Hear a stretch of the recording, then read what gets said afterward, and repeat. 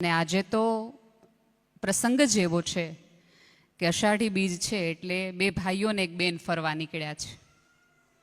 તમે એ કેવું કહેવાય કે એ ભગવાનની આ કથાને આપણે લોકોએ વંદન કરીએ, પૂજવા જઈએ. સાહેબે કીધું એમ રથયાત્રા છે તો બધા દર્શન કરવા જાય. આ તમારા પતિ અને નણંદ બે આજ બહાર જાય તમે જવા દો? તો તરત જ મમ્મીને ફોન કરો ઘરે અથવા સાસુને કહો ઉપડી ગયા એની યાર. તમને એક પણ વાર વિચાર થયો કે મને પૂછ્યું સાચે ખોટે કે હું તને લેતો જાઉં? સાહેબ, આપણા ધર્મો અને આપણા શાસ્ત્રોએ આવા પ્રસંગોને કથામાં આ સંબંધના બહુ મોટા મોટા ઉદાહરણો આપ્યા કે વરસમાં એકવાર ભાનડા ભેગા થતા હોય તો એને એકલા રહેવા દેવાય, એને એકલા ક્યાંક બહાર જવા દેવાય. આ તો ઉપડી ગયા બેન આવી એટલે લ્યો, એના છોકરા અમારે રાખવાના, તમે હું ઉપડ્યા હાલો. અને વર્ષમાં આવતી એકાદ વખત આવતી નણંદને પણ મારે વિનંતી છે કે એ દિવસો ગયા. હવે તમે જો હવે તો આપણે બધા શિક્ષિત છીએ, ભણાવીએ છીએ શું કામ? કે તમને સાચું ખોટું ખબર પડે, તમારા વર્તનમાં, વ્યવહારમાં, વિચારમાં થોડુંક પરિવર્તન આવે.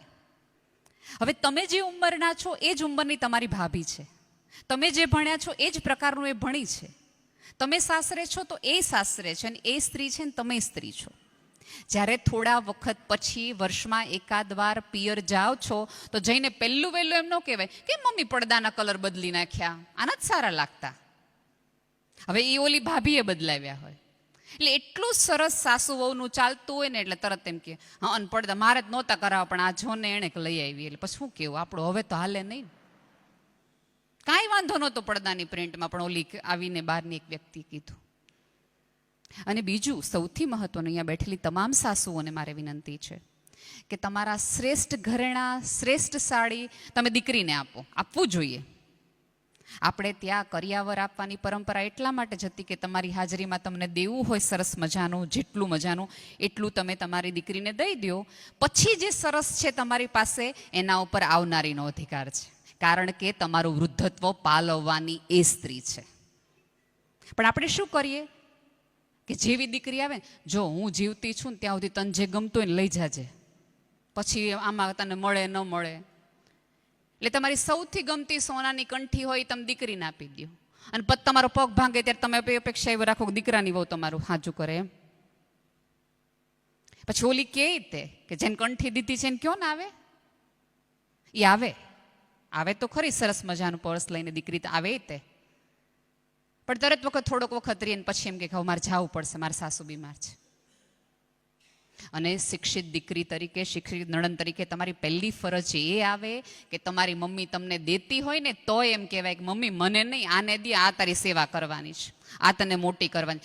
એના કરતાં આપણી જ હાજરીમાં દર વર્ષે એની એનિવર્સરીમાં કે બર્થડેમાં થોડું થોડું દેવું, તેથી ગામને ભોગવતી જાય. કરે મારા સાસુનો સ્વભાવ કાંઈ સારો, દર વર્ષે તમારા ભાઈ ભૂલી જાય પણ એ ન ભૂલે.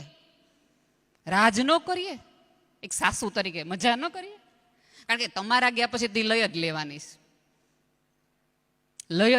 છે. એના બદલે એની હાજરીમાં, તમારી હાજરીમાંથી સરસ સરસ કે જેથી કરીને 3 જણને એમ કે મારા સાસુ વગર માર ન હાલે.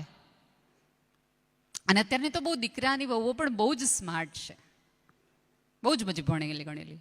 અને ઘણી વખત છે ને બહેનોની સૌથી મોટી સમસ્યા ભેસાણીયા સાહેબ અમારી એ છે કે તમે અમારા વખાણ કરો ને તો તમારી પાસે ગામના ગામ લખાવી લ્યો, તમારે કામ કરાવવું એટલું કરાવી લ્યો. આમાંના કેટલા બધા સ્ત્રીઓ એવી હશે જેને તમે કહો ને કે તમારા જે વથાણા મારાથી ન થાય તો ચિંતા ન કરતા ને, આવતી વખતે હું બનાવીને મોકલાવીશ. એટલે ઓલા બેન જે આખી જિંદગી 20 કિલો અથાણું બનાવે અને ઓલા બેન ફોન મારીએ અને સાંભળવાનું શું કે ભાભી જેવું અથાણું ન થાય કોઈથી.